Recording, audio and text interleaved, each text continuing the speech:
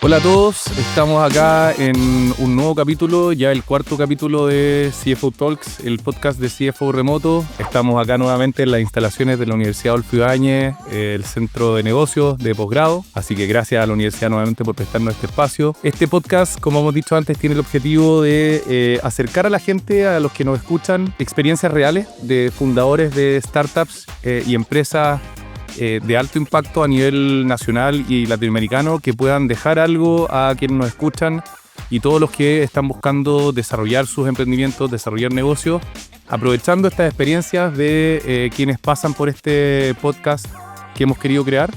Así que, bueno, hoy día tenemos un tremendo invitado, Cristóbal Grifero, founder y CEO de Fintalk, una empresa que está cambiando la forma en que se pagan cosas entre personas y comercios y entre empresas en Chile y en Latinoamérica.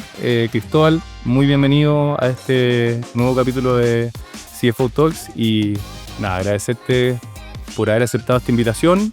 Para mí un honor, creo que nos conocimos cuando tenía ya Fintalk en la cabeza, somos estudiantes de la misma escuela, con algunos bastantes años de diferencia, y la verdad es que para mí es un honor porque lo que han logrado ustedes como empresa en este rubro, que es cierto que es muy tecnológico, donde hay grandes players con mucha historia detrás y viniendo haciendo las cosas hace mucho tiempo, concentrando el mercado, es siempre difícil meterse ahí. Así que nada, bienvenido Cristóbal. Gracias por la invitación. Hace tiempo no venía un podcast, todo lo otro había sido remoto, en COVID.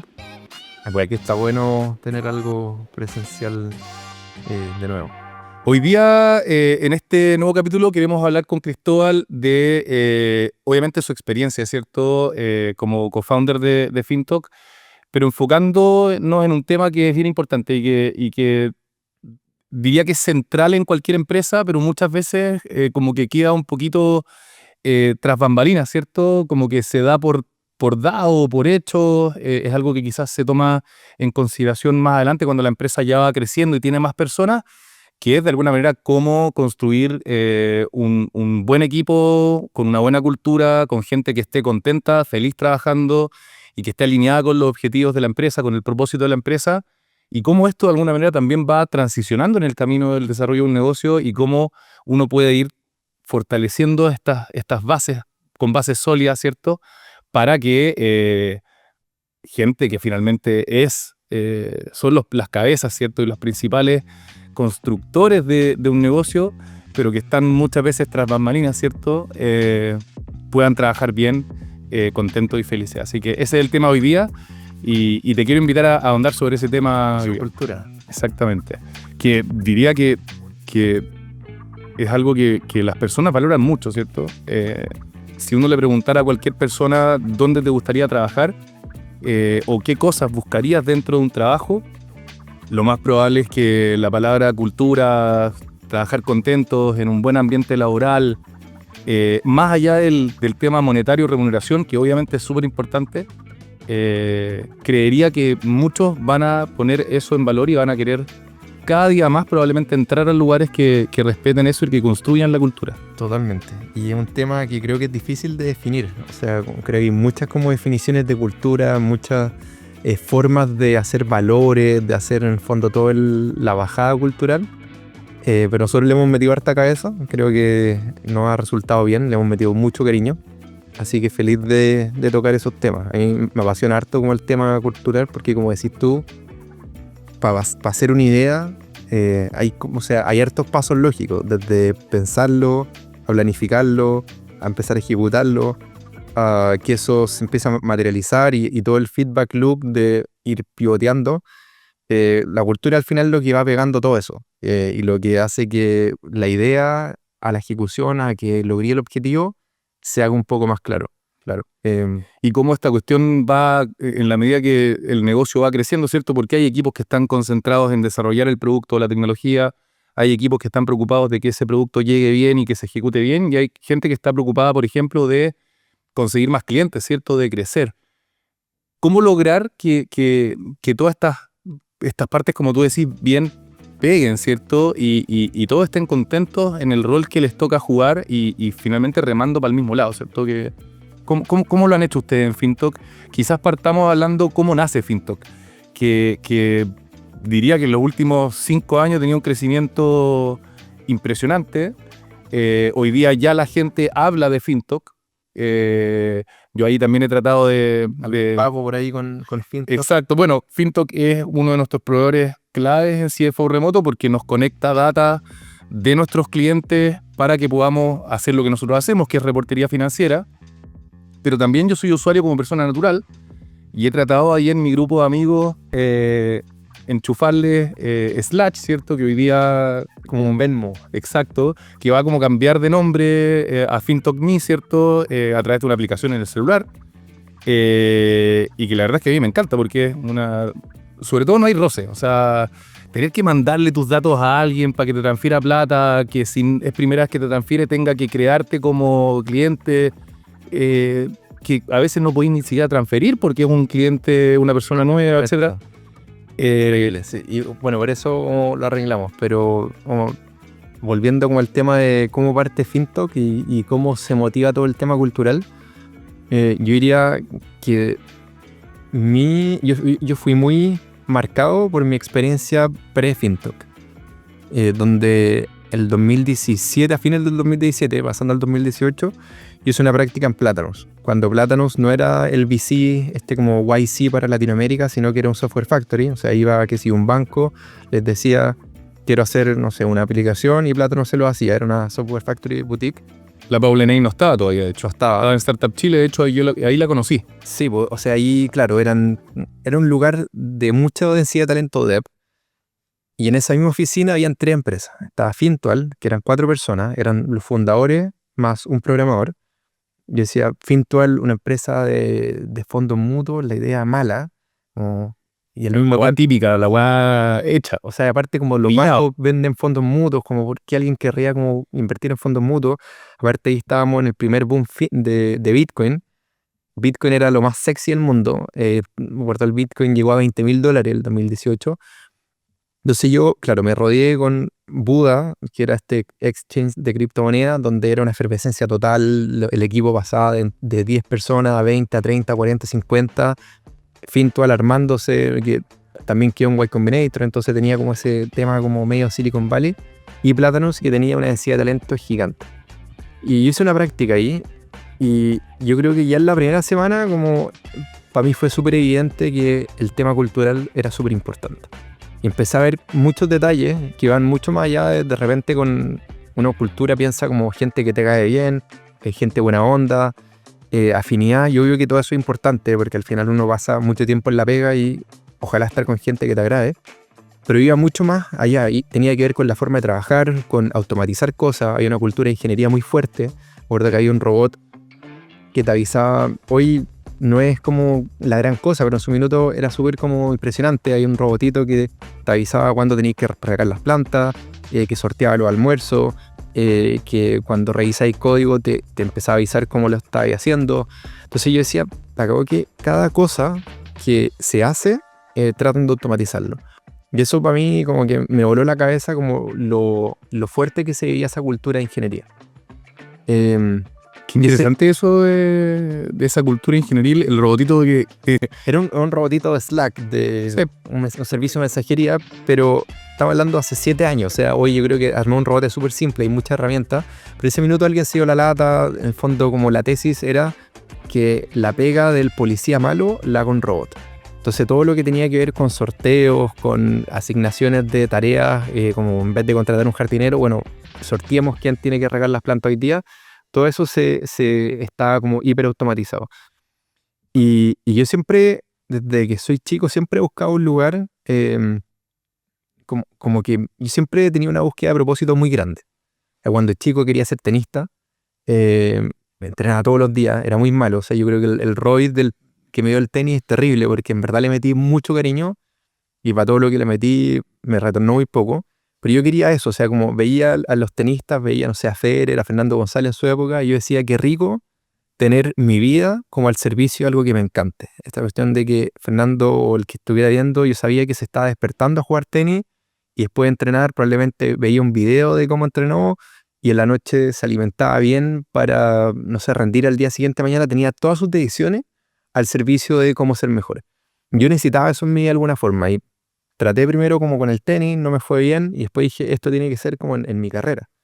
Tengo que generar plata con esto. O sea, más que eso, yo como que Tengo que poder vivir de... sí, pues, el tema de plata hoy era importante, pero yo quería sentir eso con mi carrera profesional, quería sentir como algo que me llenara de esa manera. Y en la programación un poco lo encontré. Y después cuando empecé a buscar mi práctica, dije, tengo que encontrar el otro lugar de gente que esté en la misma vibración que yo. Llegué a Plátanos y dije, hay más gente como yo, esto es lo que quiero.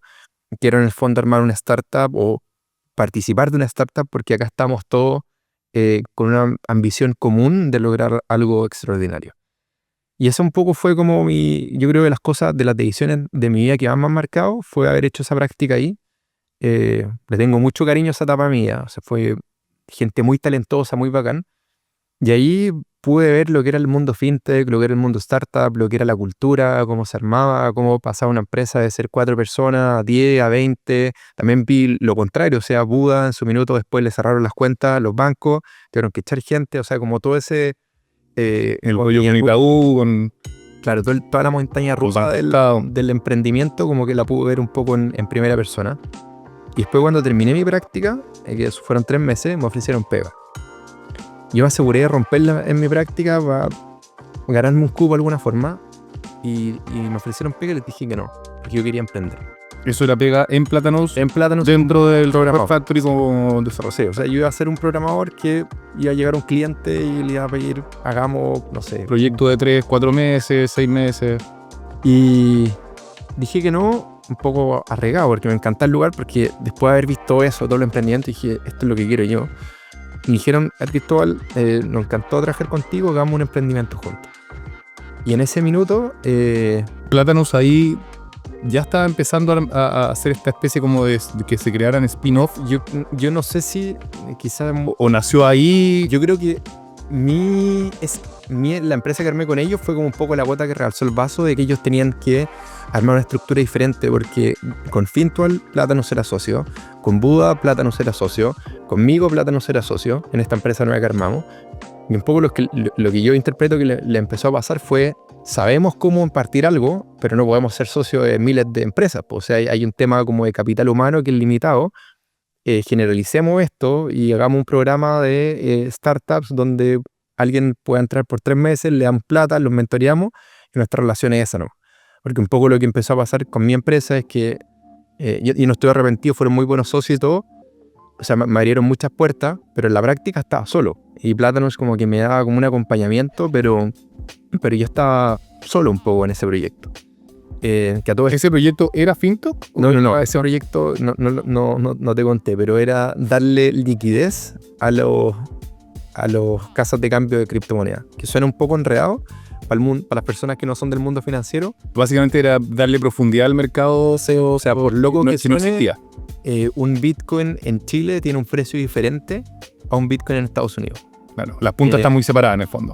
Claro, o sea, es como una Coca-Cola en Santiago cuesta diferente que una Coca-Cola en la nieve, hay una diferencia de precio. Y como estos mercados son commodities, lo que tú podías hacer es comprar donde está barato y vender donde está caro. Arbitrarlo en el fondo. Arbitrarlo, que suena como raro, como ¿por qué eso se podría hacer? ¿Que es legal? Sí, como que al principio genera un poco de sospechas, pero te das dando cuenta que cuando hay mercados que son emergentes, como en ese minuto las criptomonedas, ahí falta mucha liquidez y existen estas ineficiencias. Entonces, la diferencia entre Chile y Estados Unidos era brutal. Eran diferencias de 10, 15, 20% por día, que tú metías literalmente $100 y al final del día tenías 120. Y esa empresa era como el sueño del pío. O sea, era literal un programa que le ponías play y empezaba a generar... O sea, iba a vender en el fondo. La partimos con muy poco capital. Yo en ese minuto no sabía de que se podía levantar plata. Tampoco tenía acceso como a plata en serio. Pero fue súper interesante porque pusimos muy poquita plata. Al mes esa plata era 2x, a los 3 meses era 3x, 4x. Y llegamos a transar un montón de plata. Y lo que empezó a pasar fue... Ok, está interesante esto, estoy ganando plata, tenía 20 y pocos, se puede vivir del emprendimiento, pero me falta una parte. O sea, está bueno esto de ganar plata, obvio que es súper importante, pero yo quiero un poco lo que veo en Fintual, que la gente esté hablando de tu producto, que la gente se beneficie de tu producto y de alguna forma como generar un cambio en el mundo. O sea, tenía una operación súper exitosa, súper rentable, súper liviana también, que me generaba plata todos los meses, pero no tenía esa satisfacción de poder tener un producto que la gente, no sé, puede ir a un pre y que la gente poder contarles de lo que está haciendo. Y que lo usaran. Y que lo usaran y que me dieran feedback, como que necesitaba esa parte de producto. Y ahí dije... Y esto del Bitcoin nadie lo conocía, entonces Nadie era lo conocía. demasiado técnico. Era raro, era...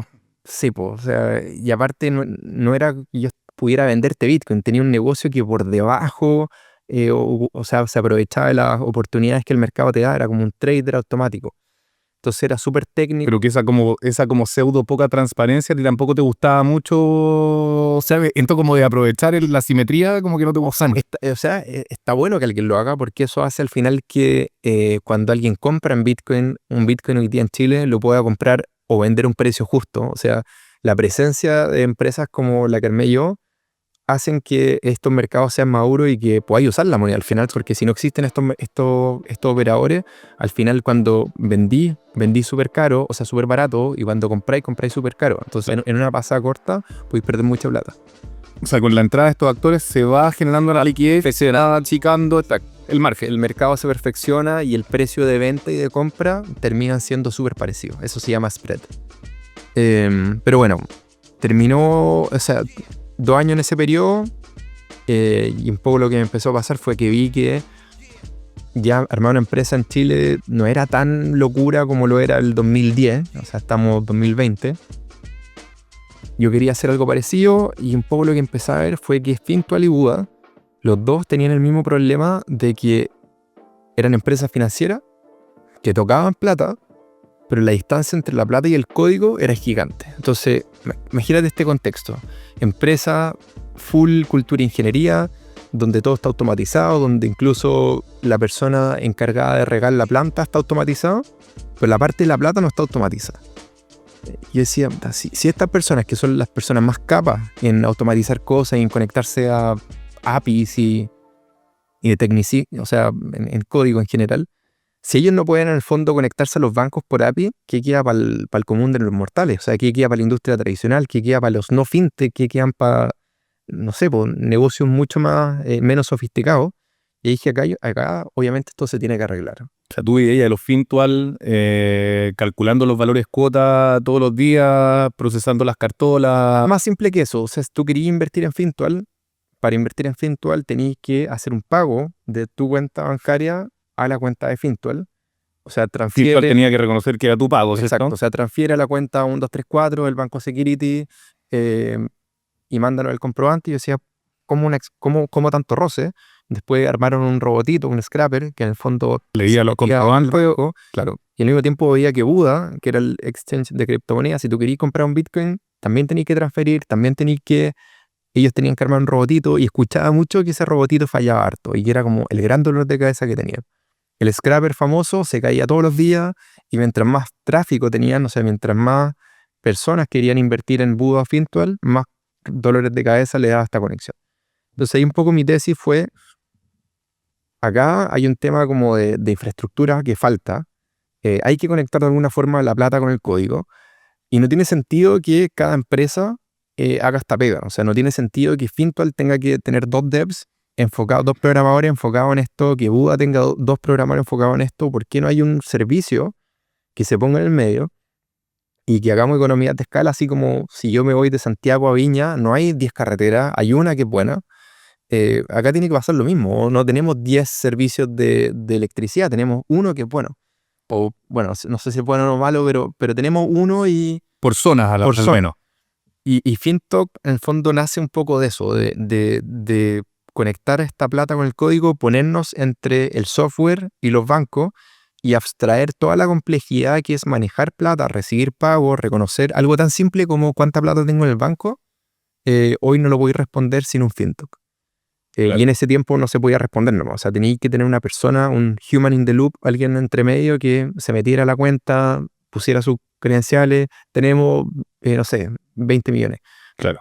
Entonces, esa parte un poco es lo que queríamos solucionar con FinTalk, y en algún minuto del 2019 empecé a decir, tengo esta idea, y esa yo creo que es como la parte más bacán de partir algo, como antes de la fiesta, cuando empezáis como a soñar, Imaginarte todo. a imaginarte todo, a soñar de día, o sea, como soñar despierto. Soñar con el modelo de negocio para que te cuadre, que te cuaje. Sentido, no tiene sentido. Sí.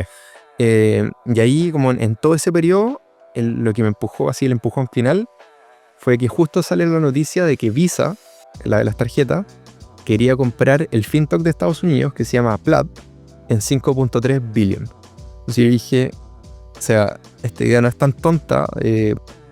Uno siempre cuando parte un negocio tiene la idea que si el tamaño de mercado es suficientemente grande. Ahí cuando veo esta noticia de que Visa quería esta empresa por 5 billion, dije, mira, quizás no somos Estados Unidos, pero entre varios países de Latinoamérica podemos armar algo equivalente. Acá hay un dolor mundial, o sea, esto no es solamente de Chile. Y ahí algún minuto dije, quiero hacer esto, quiero hacer esto, quiero hacer esto. Un poco lo que decía antes, como del sueño a empezar a planificarlo, ejecutarlo, hasta que le dije a mis socios de ese minuto de la empresa cripto, oye, me quiero salir, quiero hacer esto en serio. Y me puso... ¿Estos socios eran desarrolladores? No, era Plátanos como, Ya, como software factor. perfecto. Y otra persona que se llama Mario Basaure. Ya, perfecto. Y en ese momento, obviamente, todavía no pensaba ahí en equipo, ¿cierto? O sea, en cultura, como Y yo pensaba al principio como que FinTalk iba a ser algo grande, pero jamás pensé que se necesitaba tantas personas para armar una empresa. O sea, yo pensé que un poco estaba muy contagiado ese tema de automatizar todo, que yo quería que fuera una empresa solo programadores. no, 10, 20 personas, chao. Y solo programadores, porque quería que todo estuviera hiper automatizado y... ¿Te gustó la escuela ahí de Plátanos? Ciencia interna y programar robotitos y que las tareas se programen. Como que esa parte... Y esa cultura que aprendiste de esa experiencia, hoy día la ves reflejada en FinTalk, de alguna manera, en la cultura que hay adentro. Totalmente. O sea, todo eso va marcando harto y tenemos también, o sea, una cantidad de robots internos que, de nuevo, o sea, los almuerzos todos los días, nosotros damos almuerzo en la oficina. Nos saltamos hartas partes hasta que FinTalk pueda dar almuerzo en la oficina, pero damos almuerzo en la oficina y el día anterior te pregunta, por ejemplo, un robot, ¿Qué te gustaría comer? ¿qué queréis comer mañana? Hay 10 opciones y el robot se encarga de mandarle los mails a los proveedores. Tenemos 2 proveedores, va cuadrando todos los pagos, hace como toda esa pega. La raja. Le transfiere la plata a través de Simpson. Eso todavía no, Todavía no. pero Oye, va para allá, sí. Oye, y Cristóbal, los equipos parten, bueno, dijiste que partiste solo, ¿cierto? Incluso que en algún momento como que te sentiste medio solo en este sueño que era gigantesco. ¿En FinTalk o...? No, en la empresa anterior. ¿En qué momento, en el fondo, dijiste, necesito un co-founder que no sea una software factory, sino que necesito un co-founder que sea una persona, que en este caso es Luca? O sea, fue un poco esa experiencia. Emprendí de alguna forma solo. O sea, no quiero decir solo porque suena injusto a todo lo que me apoyaron, pero no tenía alguien en el día a día. Yo necesitaba alguien en el día a día para pizarrear, pimponear, llamarlo. Soy súper como intenso para trabajar. Me encanta, o sea, si voy manejando, llamo a Luca, mi socio, y tenemos ideas, no sé. Y necesitaba un poco eso para partir FinTalk. Entonces, yo lo único que tenía claro era que quería hacer esta idea de ser este puente entre la plata y el código y que necesitaba un socio para hacerlo. Y ahí me puse en búsqueda de un socio. Contacté a varios amigos programadores que respetaba. Sabía que tenía que ser un socio técnico. O sea, que supiera al menos lo mismo que tú. No, yo quería que fuera más técnico que yo. Mejor todavía. Sí, porque yo en todo mi periodo de la empresa de criptomonedas, lo único que hice fue programar. Me encanta programar, pero también quería probarme en otras cosas, con temas más comerciales, en creación de productos. Claro. Entonces yo quería alguien que fuera lo que fui yo en la otra empresa, alguien que pudiera como ponerse el sombrero de programador. Si bien yo también programo cuando tengo que hacerlo, cada vez menos obviamente, ya quería como dar un poco ese paso al costado por la programación y que queden alguien más capaz que yo para eso. ¿Qué buscaste en un co-founder aparte de la parte técnica? Fue mucha suerte lo de encontrar a mi socio. Un poco lo que hice fue, bueno, primero necesitaba plata para partir y Platanus justo lanzó su programa de Platanus Ventures, donde daban, creo que eran $65,000 por un porcentaje de la empresa. Y en esa búsqueda, o sea, en ese como periodo de que quería postular a Platanus, no encontré socio y caché que alguien iba a postular con la misma idea que yo tenía, que era Lucas, mi socio actual de Finto. Y dije, cresta, alguien no solamente tengo competencia, como, o sea, no ni partido, ya tengo competencia, como Y además quiere postular en el programa. quiere postular mi, O sea, puedo quedarme fuera, digamos. puedo quedarme fuera por mi misma idea, esta cuestión no tiene sentido. Me empecé a angustiar, lo googleé a Lucas y tenía un currículum increíble, o sea, era ingeniero de la Católica, había hecho una investigación con el CTO de NotCon en Harvard, venía de Google llegando a Chile, entonces tenía como un perfil como bien, como yo me sentí un poco amenazado. Probablemente conocía la experiencia de la empresa estadounidense Plaid que la quería comprar Visa. Sí, pues, y ahí le habla a Pedro Pineda, CEO de Fintual, que somos bien cercanos. Digo, Pedro, necesito un co-founder. Y me dice, pero ¿por qué no lo hacís con Lucas? Que era esta persona que estaba postulando por el lado. Entonces, no lo conozco, ¿tú lo conocí? Sí, lo conozco, nos juntamos de repente. Le dije, ya, arma una reunión y para conocerlo, a ver si podemos ser socios. Pero ya, lo voy a llamar ahora para que venga ahora a la oficina. Así como yo pensando que iba a hacer, no sé, una semana, dos semanas, sí. Lo llama, Lucas a los 40 minutos estaba en la oficina y tuvimos esa primera como cita ciega y en verdad hicimos fit al tiro los dos.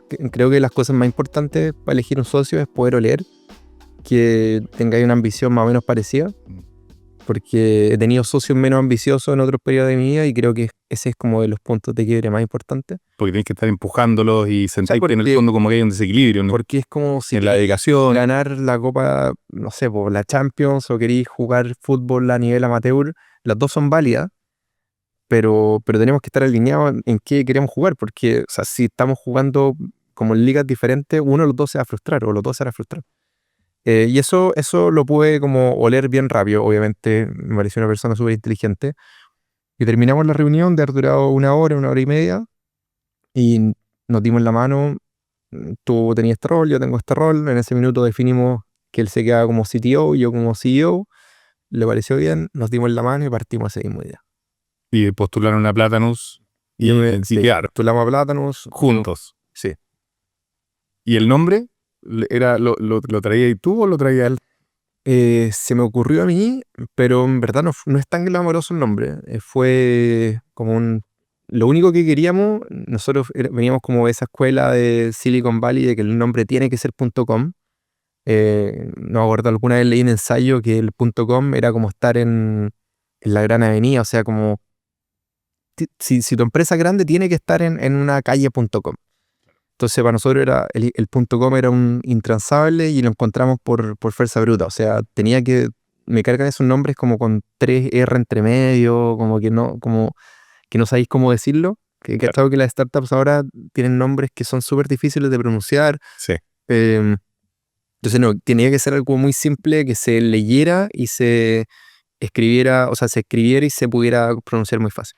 Y ahí dimos con Fintalk y lo compramos. Y 2 ingenieros desarrollando Fintalk. ¿Cuánto tiempo estuvieron los dos solos? Me imagino que ya cuando ganaron el fondo de Platanus, una de las decisiones fue empezar a construir equipo, ¿no? Sí.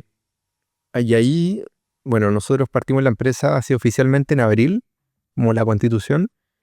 2020. O sea, esto plena pandemia. Como 2 semanas después de que parte la pandemia.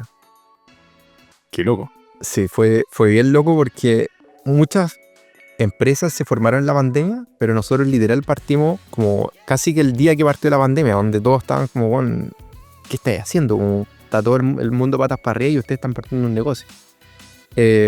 Como en la parte inestable de la pandemia, donde nadie sabía muy bien para dónde Mucha incertidumbre, claro. Pero sí, estuvimos de abril hasta agosto siendo los dos nomás. Y entre los dos pudimos sacar la primera versión de FinTalk bien rápido. O sea, literalmente rayamos la cancha. Le dije, tú programa de aquí para allá, yo programo de aquí para allá, o sea, de aquí para acá. Juntémonos, o sea, haciéndolo un poco burdo, pero juntémonos en un mes, veíamos todo y vemos si funciona. Y así lo hicimos y un poco las como de ediciones de heavy, como hoy el equipo sufre o goza de esas ediciones de diseño que se tomaron en, no sé, pues en una tarde, ¿cachai? Como el lenguaje de programación o Claro, cosas como la estructurales. arquitectura, que al final fueron decisiones de qué es lo más rápido que podemos hacer, son cosas que están hasta el día de hoy en FinTalk. ¿Y esa fue, encontré que fue una buena, fueron buenas decisiones? ¿O hoy día te dan ganas de hacer una reingeniería? Yo creo que estuvo bien. Estuvo bien. Sí. Bacán. Pero sí, estuvimos hasta agosto siendo los dos, y en agosto con la plata de Platanus, y aparte ya partimos vendiendo al tiro, y eso fue muy bacán, que tuvimos una recepción como el Product Market Fit, se empezó a sentir bien rápido. ¿Tus clientes ahí inicialmente eran empresas? Eran empresas. Nuestro primer producto fue un producto donde nosotros nos conectábamos a las cuentas bancarias de las empresas. ¿Para qué? Principalmente para hacer conciliación bancaria. Entonces imagínate una empresa como CFO Remoto, que tiene muchos clientes, necesita por un lado conectarse al servicio de impuesto interno, donde descarga las boletas y facturas. Por otro lado, esas boletas y facturas hay que ver si están pagadas o no pagadas, y para hacerlo típicamente hay una transferencia en un banco que tiene esa información. Entonces, en vez de tener que meterse al banco y ver si llegó o no llegó el pago, estaba FinTalk, que se conectaba a estas cuentas, sacaba todos los pagos del banco, se lo empujaba a un software tipo CFO Remoto, y después conciliaba todos los pagos y podía ver si al final una factura en qué estado estaba. Entonces se lo empezamos a vender a empresas que revendían la solución. Y ese fue como Podrían ser empresas de contabilidad. entonces empresas de contabilidad, conciliadores bancarios, software empresarial. Y esos fueron los primeros clientes cuando todavía no nos metíamos en pago. Y ya al tiro empezamos a generar un poquito de plata. O sea, era una operación súper liviana, pero era rentable desde el principio. Y con esa plata ya contratamos al primer ingeniero, que fue Nico Tiare, que él venía también llegando de Facebook. Le habían hecho una oferta para irse a Nueva York. Y un poco teníamos ahí el gallito con Zuckerberg de quién se quedaba con Nico, si FinTalk o Facebook, cuando se llamaba Facebook. Y esa fue como la primera persona, y también como ese punto donde empecé a cuestionarte como los primeros pilares de la cultura, cómo queremos que armar esta empresa para que sea atractiva para esta persona. Esta persona tiene una oferta de FinTalk y de Facebook. ¿Cómo hacemos que elija que sea FinTalk? O sea, no tenemos nada para ofrecerle aparte de una idea bonita y de motivación. Porque plata no iba a estar ahí, al menos al principio. Y eso, y este equipo parte entonces con Nico, eran 3 cabezas más técnicas, ¿cierto? ¿Y cómo empiezan a desarrollar el equipo? ¿Lo va pidiendo el negocio? ¿Lo va pidiendo el crecimiento que estaban teniendo? ¿Hacia dónde empieza a crecer la estructura de equipo de FinTalk con el tiempo? Y hay un tema que también vale harto la pena como hablarlo, que es como cuánto uno le hace caso a los mentores. Nosotros pasamos por el programa Platanus, en general cualquier programa de incubación. O sea, nosotros hicimos Platanus y Y Combinator, que Y Combinator es la startup, o sea, el programa de aceleración de startups más grande del mundo. En Estados Unidos. En San Francisco. Yo creo que si hay algo que tienen en común es que tratan de que tengáis equipos chicos, al menos al principio. Ese es como un consejo súper universal de no contratís como prematuramente. La velocidad es súper importante, que es verdad. O sea, uno cuando empieza a contratar gente, uno pierde velocidad porque se le empieza a ir horas del día en reuniones, en mantener alineado el equipo y en muchas otras cosas. Onboarding, explicarle el producto a la gente. Y querís tomar una decisión para allá rápido, tenéis que empezar a dar explicaciones de por qué lo estáis haciendo, para que la gente tenga el contexto. Entonces, obviamente, cuando hay incertidumbre de qué estés construyendo, es importante tener equipos chicos. Pero la verdad es que FinTalk no ha cambiado mucho desde que partimos. O sea, siempre hemos tenido esta misión de conectar la plata con el código. Obviamente hemos tenido pequeños pivotes, pero han sido súper sutiles. Y ahí el haber quizás seguido tan al pie de la letra como el consejo de ciertos mentores fue como un poco contrario a lo que me decís, porque el negocio pedía más programadores, pedía más equipo, teníamos que conectarnos a muchos bancos. Al principio esto lo hacíamos conectándonos a los bancos más grandes, pero de repente llegaban clientes que decían, necesito que tengáis todos los bancos, nos cerramos. Yo decía, puta, tenemos a Y Combinator diciéndome que no contrate más gente, tenemos a Platanus diciendo que no contrate más gente, pero el negocio me pide otra cosa, como a quién le creo. Eh, y eso es como esas lecciones como duras del principio de perder un poco de tiempo por seguir al pie de la letra consejos que al final de cuentas tú eres el último responsable del negocio. Eh, Cada negocio es diferente y obviamente estas incubadoras tienen muchos data points y pueden dar consejos que pueden ser súper buenos, pero al final del día, si que tú identificáis que el negocio necesita una cosa, tenéis que hacerlo, le gusta el resto, ¿no? O sea, porque si no también empezáis a ir en contra de la tranquilidad mental de tu equipo. O sea, si tu ingeniero líder te está pidiendo más gente específicamente para una posición porque se están necesitando hacer más integraciones y tú le decís no porque mis mentores me están diciendo que tengo que mantenerme chico, Ya, no, claro. ese desarrollador se te puede terminar frustrando, se miraba al lado, empezaron a crecer empresas a traer desarrolladores como locos, Sí. a ofrecerles ofertas gigantescas.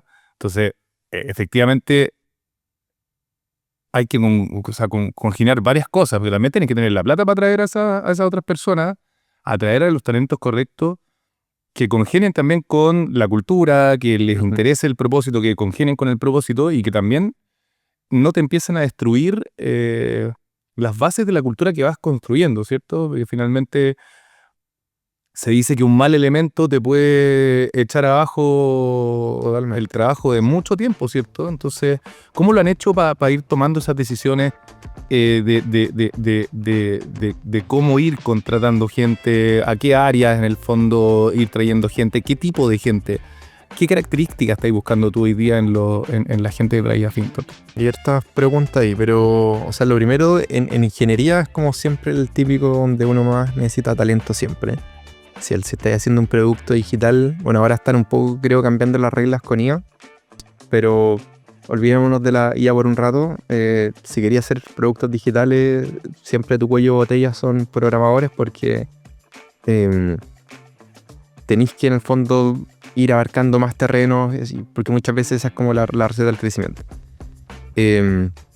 Y ahí un poco también conectándolo al punto anterior, lo que nos pasó fue que cuando uno parte, uno tiene como periodos como de fama. O sea, no sé, levantáis una ronda o que hay en un programa como YC, Claro, hay mucho ruido. mucho ruido y le empieza a postular mucha gente. Y de repente, si se alinea bien que tú necesitáis gente y que te está postulando gente ideal. Pero un poco lo que nos pasó a nosotros en ese minuto fue, nos estaba postulando un montón de personas muy buenas y le estamos diciendo que no porque por una decisión media artificial de lo que te decía de querer mantenernos como chicos porque queremos ser súper lean. Entonces eso también fue un aprendizaje, como entender que estas como olas de fama que te vais teniendo, no sé, una ronda de capital o un cliente grande que cerráis, no tení, o sea, se transforma como un hype un rato, pero después eso baja. Y después cuando realmente queréis contratar de nuevo, se pone cuesta arriba, si que no tenéis como ese branding o una marca empleadora fuerte.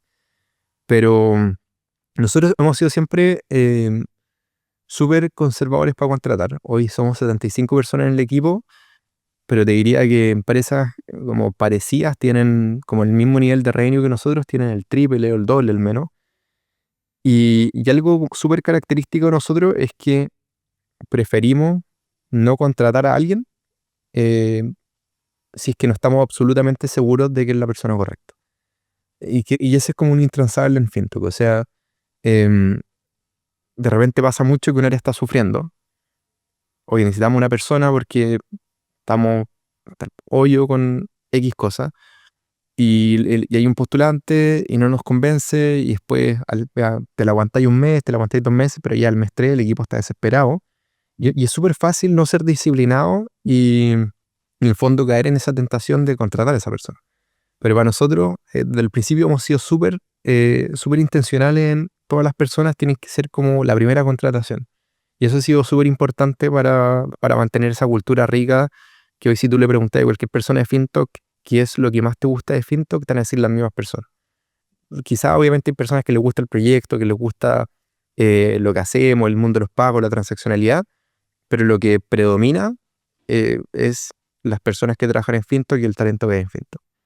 Y eso es súper potente porque se empieza a transformar también en un círculo virtuoso de como competitividad, pero sana, de que traigamos siempre a los mejores. eh, y algo que cuento como siempre en las entrevistas de pega es un poco lo que decíamos antes. O sea, creo que uno puede armar 1000 tipos de empresas. Yo en el pasado tuve incluso negocios de comida. Cuando hice esos negocios de comida no quería ser un billion dollar company. O sea, era armar un carrito que diera X cantidad de comida y eso estaba bien. Pero en FinTech siempre tuvimos esa misión como de ser el Barcelona, el Real Madrid de los pagos. Ser algo realmente extraordinario. Y para eso hemos estado siempre súper obsesionados con el talento y que realmente tengamos las personas correctas y somos súper upfront al principio. O sea, yo les digo, yo entrevisto a todas las personas que entran a la empresa, todas. O sea, de la persona que más junior el country manager lo entrevisto yo. Y yo les digo, esto es como un poco una anti-entrevista. Yo te quiero disuadir un poco a ver si quería entrar porque va a ser duro. Tenemos un nivel de exigencia que es súper alto. O sea, la misma analogía de Federer, donde vaya a tener que entrenar más que probablemente tus compañeros de universidad, donde vaya a tener que sacrificar cosas que el resto de tus amigos no están sacrificando. ¿Es esto lo que querís? Porque si no te hace sentido como jugar a este nivel, no lo hagas. O sea, probablemente hay otras cosas más importantes en tu vida ahora. Pero si hay un grupo de gente que realmente le guían los ojos y dice, esto es lo que quiero como vibrar con algo, quiero en el fondo poder desarrollarme al máximo nivel en algo. Y obviamente también hay un tema de cómo FinTech recompensa eso. O sea, aparte de como sueldo, que tratamos de estar siempre sobre mercado, hay un pool de acciones bien importante donde todas las personas de FinTech, de nuevo, absolutamente todas, pueden participar a tener después del año un porcentaje de la empresa.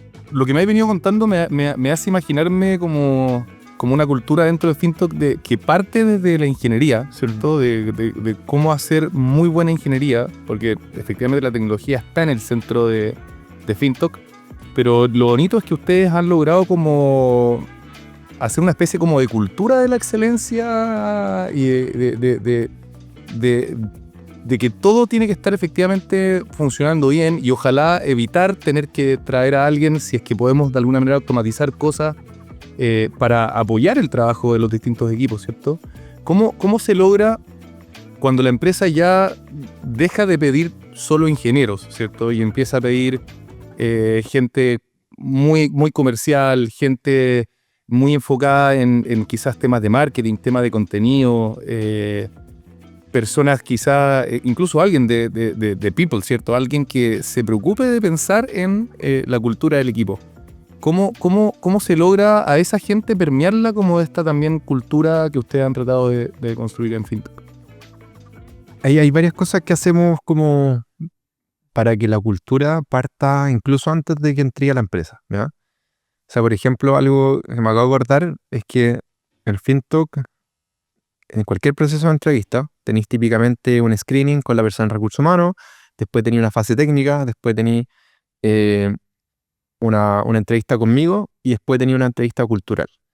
En la entrevista cultural van personas de diferentes áreas. O sea, por ejemplo, va a entrar un programador y puede ir a la cultural un comercial, un diseñador, alguien de otro dev.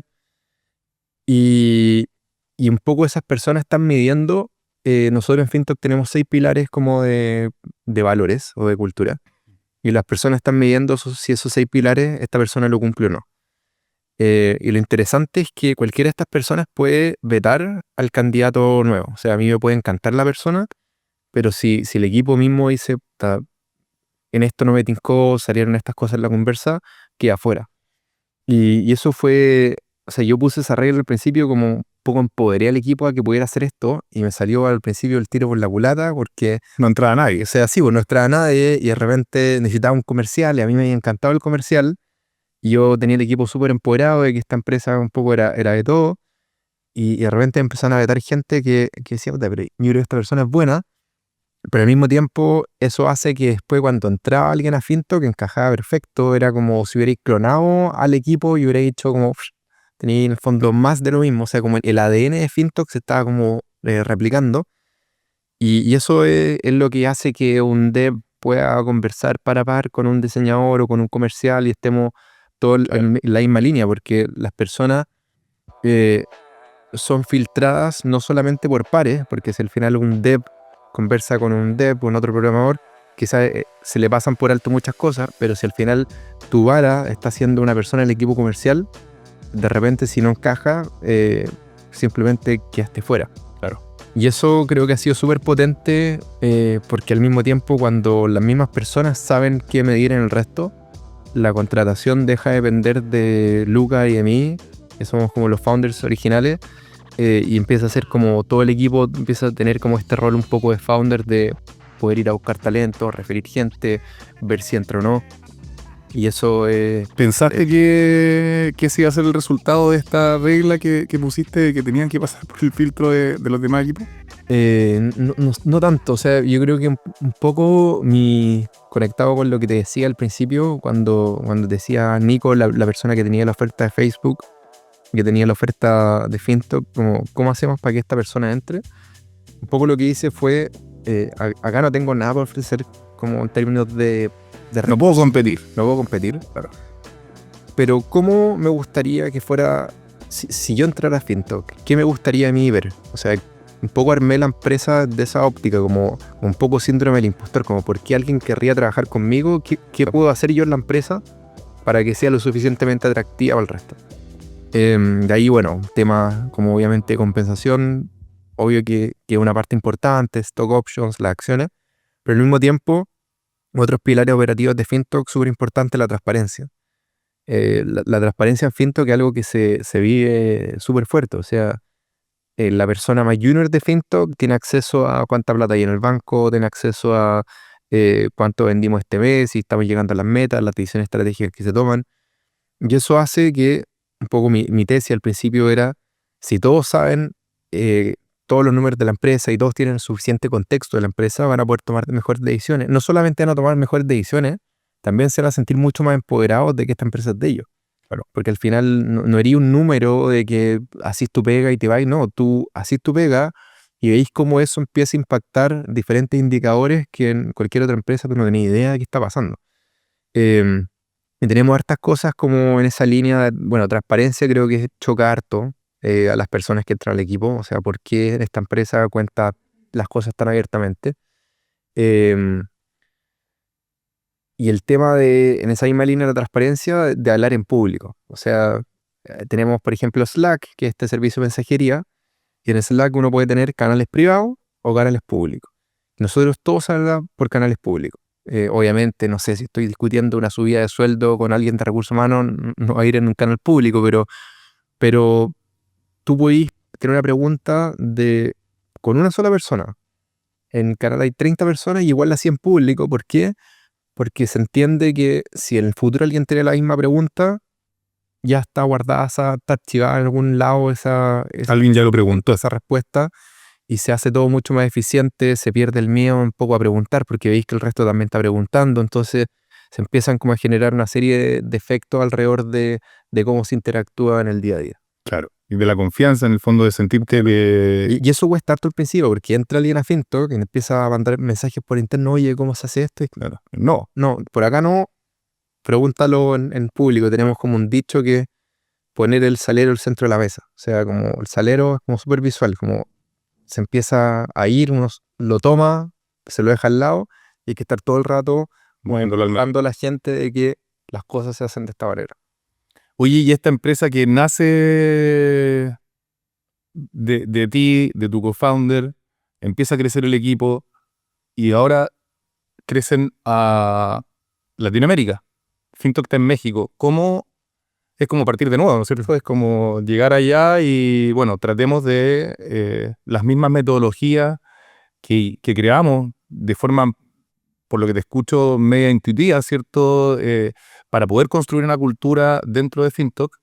¿Cómo es ese desafío de de hacerlo en un país que uno no conoce, en que las reglas quizás pueden ser distintas, en que las motivaciones de las personas quizás son totalmente distintas y lo que valora una persona por sobre otra puede ser totalmente distinto a lo que valoran los chilenos. Yo creo que ¿Cómo ha ahí sido eso? lo dijiste de alguna forma, es partir de cero, porque uno lo que empieza a hacer, o sea, el estado de FinTok en Chile es que son 65 personas, el estado de FinTok de México es que son 10 personas. Y lo más como intuitivo es, llevemos los procesos de Chile a México, y eso es un error gigante, pues como cuando uno dice, oye, Google tiene esta metodología, y tú dices, sí, pero Google son 5.000 personas, ¿por qué le hay que copiar a Google si tú eres un equipo de 3? O sea, tú necesitas otras cosas. Las cosas que llevaron a que Google sea una empresa gigante no son las cosas que están haciendo ahora, Son las son las decisiones que tomaron hace 10 años. Claro. Y un poco en Chile y México nos pasa lo mismo, como de repente es súper tentador querer llevar procesos como hiper aceitados y más como burocráticos que tenemos, que obviamente uno empieza como a enriquecer los procesos FinTok en base a la experiencia. Yo creo que es un error en cierta parte llevar los copy-paste a otro país porque tenéis que realmente es como un elemento nuevo de de la tabla periódica y tenéis que ver cómo reaccionan, cómo son. Y ahí es lo que decís tú, es partir de cero, ver qué funciona, ver qué no funciona.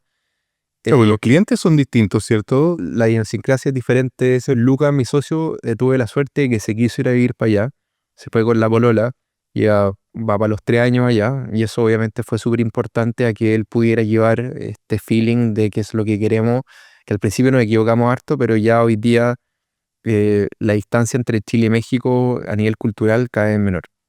Y eso se siente. O sea, cuando alguien de México viene a Chile o cuando alguien de Chile va a México, se ha comentado muchas veces, o sea, he visto ese comentario en Slack de que gente dice, impresionante cómo se siente en la misma empresa a pesar de que están en lugares diferentes y se armaron como de grupos de personas diferentes. Qué bonito que la misma gente que viaja a México y ve las oficinas pueda decirte eso. Finalmente hay un tremendo trabajo ahí, bueno, como tú dijiste, yo creo que es re importante eso que dijiste, de decisiones que se tomaron hace ya harto tiempo en el fondo, y que son las bases sólidas para que esto siga creciendo y siga creciendo con una línea, con una cierta cultura bien armada, bien estructurada y que, por decirlo de alguna manera, se logre replicar. Encontré genial eso que contaste de cómo desde los procesos de selección ustedes van logrando que dentro de equipos distintos la cultura se vaya como homogeneizando de alguna manera, pero con personas que son totalmente distintas, pero que finalmente logran compartir valores comunes. Sí. Y ese es el eje de la cultura, pues. O sea, al final nosotros siempre lo explicamos como que, porque lo que te decía al principio, hay 1000 formas de tratar de dibujar qué es la cultura, son valores, cuál es la misión, visión, como que hay mucha terminología y yo creo que da lo mismo si usáis una cosa u otra, el tema es anotarlo y que todos entendamos lo mismo. Y nosotros siempre lo explicamos como que es como un mundo donde al centro del núcleo son los valores, después de ese núcleo hay como un manto que es las acciones y afuera como la corteza eso es la cultura. Entonces al final tenéis ciertos valores que eso se transforma en acciones y la suma de todas esas acciones es la cultura. Y eso puede ser muy diferente en cada lugar. O sea, uno puede tener valores en tu casa muy diferentes a los valores que tenéis en, no sé, en una fiesta o que tenéis en una iglesia o que tenéis en la empresa. Y en FinTok pasan cosas que son súper tontas, pero que son raras como se han mantenido en el tiempo. Ponte tú, todos en la mañana se saludan todos con todos. Que tú decís, O sea, no pasa en una corporación. Claro, o sea, son 65 personas y puede llegar alguien y va puesto por puesto, que es un poco distractor, quizás medio contraproducente, pero me impresiona cómo esas cosas también se mantienen el tiempo y todo, hola, ¿cómo estás? ¿Cómo estuvo? Como que se dan 5 o 10 minutos en saludar a todas las personas. A veces te toca a ti que te interrumpa saludándote, a veces tú eres el que... Qué buena esa que mantenga eso. Y eso de alguna manera también, para un equipo que pase, para un equipo de 65 personas, tienes que saludar a harta gente. De harta gente, sí. Pero eso, claro, es como un ejemplo tonto, pero pero al final la cultura son desde ese tipo de cosas, de cómo nos saludamos en la mañana, a la obsesión por el talento, a la aversión por la burocracia. Y otra forma de verlo también es que la cultura son como vectores. O sea, al final tú tenés flechas apuntando para diferentes lados, y si los vectores están alineados, tenía un vector súper potente, po, versus que si los vectores están apuntando a diferentes lados, se pueden anular. Claro. Y perdís toda la fuerza del equipo. O sea, no es solamente talento. Siempre en las entrevistas, como yo trato de decir, acá no me interesa solamente traer a los mejores, me interesa traer a los mejores que estén alineados con lo que estamos haciendo y que podamos disparar por el mismo lado. Buenísimo. Oye, Cristóbal, para ir cerrando, me gustaría preguntarte algo que quizás te va a transportar 10 años para adelante. ¿Cómo te imagináis FinTok? No me digáis el éxito, pues, weón. Puede ser. Pero ¿cómo te imagináis un FinTok de aquí a los próximos 2 años? Ya consolidado en Latinoamérica, habiendo ya construido una cultura y equipo a nivel latinoamericano en varios países. ¿Veis a FinTok entrando en Estados Unidos, a Europa? ¿Cómo te imagináis a FinTok? Me cuesta siempre la futurología. O sea, como que siempre es bueno como tener planes y está bueno tener como lineamientos, pero me preguntáis qué va a hacer mañana y las cosas están cambiando muy rápido.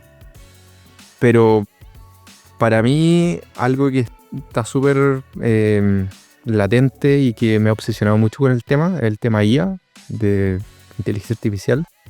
Y me encantaría posicionar a FinTok como uno de los referentes de esta transformación, como lo que fue la transformación digital en su minuto. Claro. Va a pasar lo mismo con la IA.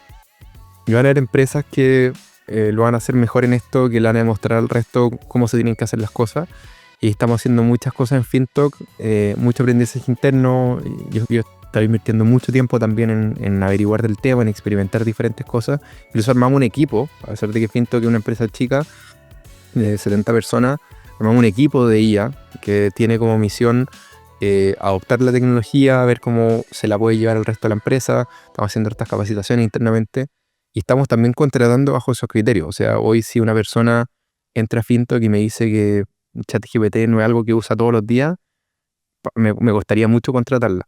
Entonces, sí queremos seguir creciendo, queremos seguir profundizando mucho en los países donde estamos. No queremos estar en 20 países al mismo tiempo y no tener ninguna penetración. O sea, vamos a ir a todos los países en los que podamos mientras tengamos una penetración relevante. Pero ahora sí con este foco IA, no solamente de nuestro proceso interno, no solamente de sacar productos como AI First, también tomar un rol de referente en el mundo startup de una empresa que está haciendo como las cosas bien con esta nueva tecnología.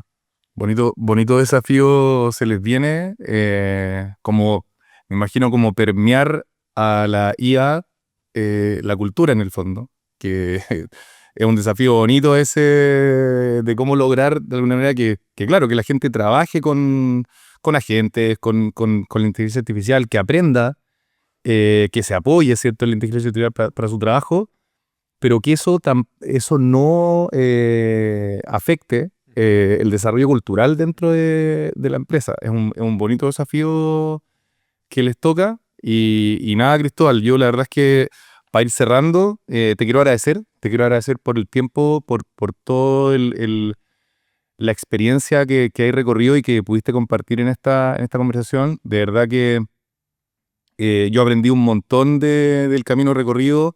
Te felicito nuevamente por todo lo que han hecho y lo que estoy seguro que van a seguir haciendo.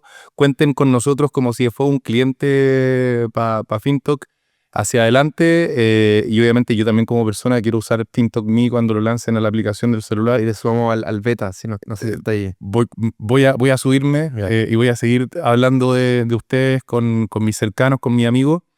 Pero nada, de verdad que te agradezco el haber aceptado esta invitación. Sé que eres una persona que está ultra ocupada, tenía un montón de cuestiones que hacer, así que nada.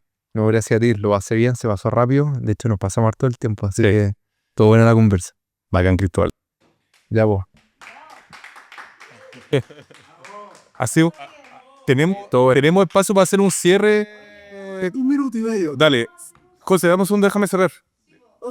No, pues ahora, sí, ahora. Ahora, me queda un minuto. Ya, un minuto. Y go.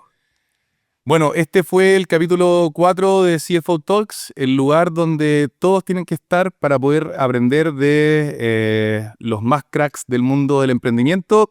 Gente que hace 1, 2, 3, 4, 5 años estaban haciendo otra cosa nada que ver y que hoy día construyen equipos, construyen empresas que le van a machacar y le van a competir a los grandes que tienen el mercado en este país.